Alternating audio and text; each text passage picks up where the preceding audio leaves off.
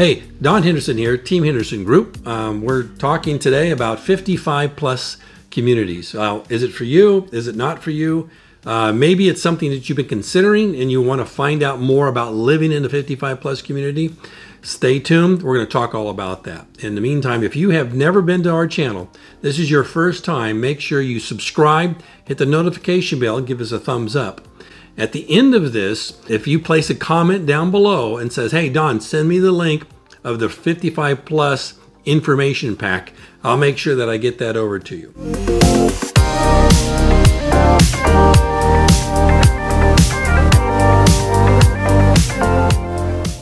Five things to know about 55 plus communities.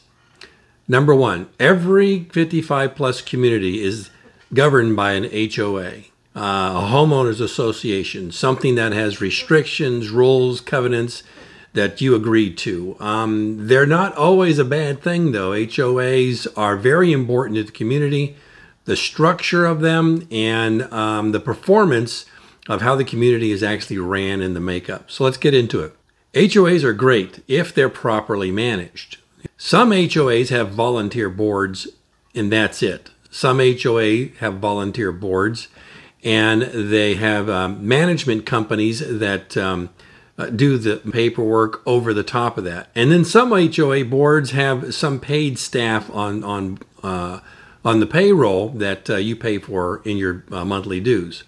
So how do these break down? I'll just tell you this. I belong to an HOA board that's totally volunteer. We don't have any outside management company. Therefore, we're able to keep our fees extremely low. Our fees are about half of what HOA typically would charge out in this area. So HOA, if they have a board that is totally volunteer, obviously you get more bang for the buck. Their job handle the fiduciary responsibility of the funds that come in from the monthly fees, to be able to pay the bills, to be able to do the events, to be able to have a reserve set aside, make sure insurance is paid for, and if there's community issues that arise, hopefully they're saving the money back to be able to take care of that so they don't have special assessments. What happens if you do have a HOA board and then you also have a management company? Well, that's about double the fees. So how are the fees produced?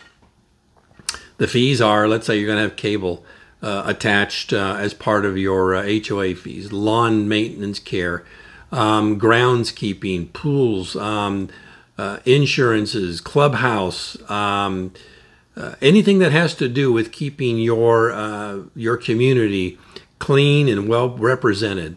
Also, it has fees that are associated with keeping money in reserves. So a full HOA board that has been volunteer won't have a lot of fees that are paid out to staff and management, profit for a corporation to run it. Not only what does it offer, where is it located? High-rise HOAs are adjusted by the floor that you're on. If you're in a penthouse, you're going to pay a little bit more. If your square footage is a little bit more or less, you're going to have an adjustment or an increase to your HOA fees. These are the things that you need to consider, and these are the reasons that some of the fees are higher in some HOA and some are higher than in others. Number two, the makeup of the community is its members. It really is. I'll break it into three different categories. Number one is what I call the friendly involved group. These are people that are really inviting to new members coming in. They have an open arm policy. They're really engaged with each other. They have this level of community spirit that not only do they help out and participate, but they make sure that they get other people involved to lighten the workload. And it's not always a lot of work. It's a lot of fun. There's community events in the clubhouse, out to sailing, boating, or even cruising with the group. So a lot of these HOA facilities are community-minded in the sense of having you involved. Number two, more professional and private. Those are ones that have clubs attached to, let's say, golf communities or yachting communities. These are designed around people who have a different demographic, someone who may be involved in a higher social economic income, or those who can afford an $1,100 a month HOA due. That does. Again, we're talking about Florida here, so we're all about the boating, so there's quite a bit to it.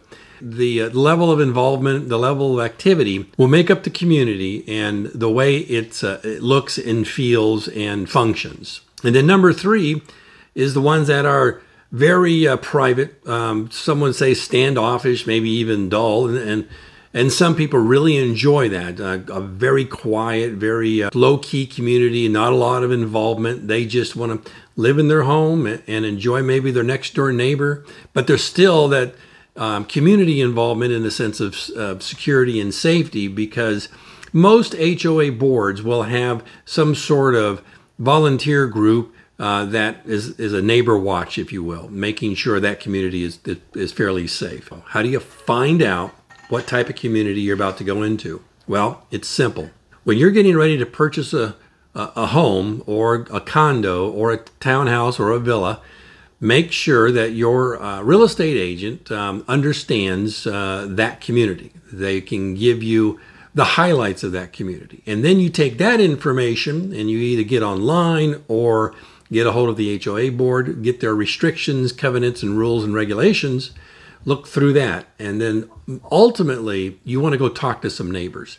Go find an HOA meeting to get involved. A lot of them will allow those who are considering coming in to sit in on an HOA meeting, meet a lot of the neighbors that are there, and then see what that community is all about. What about my pets? A pet clause can govern around the size, the amount, the breed. So what about service animals? Service animals are the same way. If you have a service animal that exceeds the covenant and restrictions, and you think because it is a service animal, you're allowed in there, that's a yes and a no. Okay. So if you're going to have a service animal, make sure your service animal is registered, has all the proper paperwork, has everything that you can take right to the board. A service animal is not just somebody that gives you emotional support, but it's also an animal that you've been able to qualify for that type of service. Now, some have restrictions, some don't. Just, again, get a copy of that information and just abide by it. And then that goes into number 4, understanding those rules and regulations. You're signing a covenant with an HOA board or a community that says you're going to play by the rules, okay? If you don't like them in the beginning, you're going to hate them later on. Just make sure you understand what they are and you're going to agree to that. And then finally, the benefits. You're a homeowner now, you're thinking about retiring. You have 1.5 acres and you're done with mowing. Well, most of them, the landscaping is taken care of and it's done beautifully. The mowing is done, the lawn care is done. Sometimes your shrubberies you have to take care of yourself. Sometimes they take care of them for you. It all depends. You don't have to paint on the outside, but typically you own from the walls in on most HOAs, meaning that everything that's from the interior of the wall, wiring, plumbing, all your pipes, to all your furnishing and the interior, you own that. You ensure that.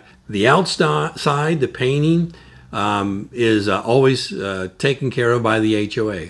Now, what about roofs? Sometimes the roofs are taken care of. Depends on what you're paying in your HOA do. And then sometimes you take care of your roof. You have swimming pools that are heated and taken care of, clubhouses, gymnasiums that are provided for you, cable television, to either basic or some sort of internet service that's provided for you. So some of the benefits is all of these amenities for your enjoyment. We have a lot of snowbirds out here, so imagine being in a community that really takes care of its own to make sure that your house is taken care of while you're away. You come back 3 months out of the year, 4 months out of the year. You go back to the cold weather states in the summertime, where out in Florida it's a little bit warm. So if you're getting ready to retire, if you're looking to move into a 55-plus community, make sure that you understand the rules and regs. Make sure that you like the makeup of the community. Make sure that you investigate whether it's a solvent and make sure that your pets can be allowed here. I love living in a 55 plus community. I'll tell you straight up, I enjoy it from day one. It's a great benefit for us to be able to not worry about the things that we used to be concerned on the weekends, that we can now enjoy our weekends doing vacations and doing activities that are provided. So get involved, understand, read the rules, abide by the rules, and you'll have a lot safer, funner, and more enjoyable life in a 55 plus community. So if you'd like to know more about it, give me a call, Don Henderson, Team Henderson Group. We're here based in Pinellas County, which is Clearwater, Seminole, St. Petersburg, Treasure Island, all of the Gulf Coast over here in Pinellas County, Florida. If you're looking to move into this area, give us a call. We will definitely send you out some information. And when you're down here on vacation, we'll even give you a tour. Hey, thanks again for watching the video. Again, make sure that you leave a message below. Ask me for that information packet. I'll be sure to send it over to you right away. And then if you want to subscribe to our channel, click on the notification button. We'll have more of this kind of information coming to you shortly. So, but living in a 55 plus community, there's a lot of great benefits to it.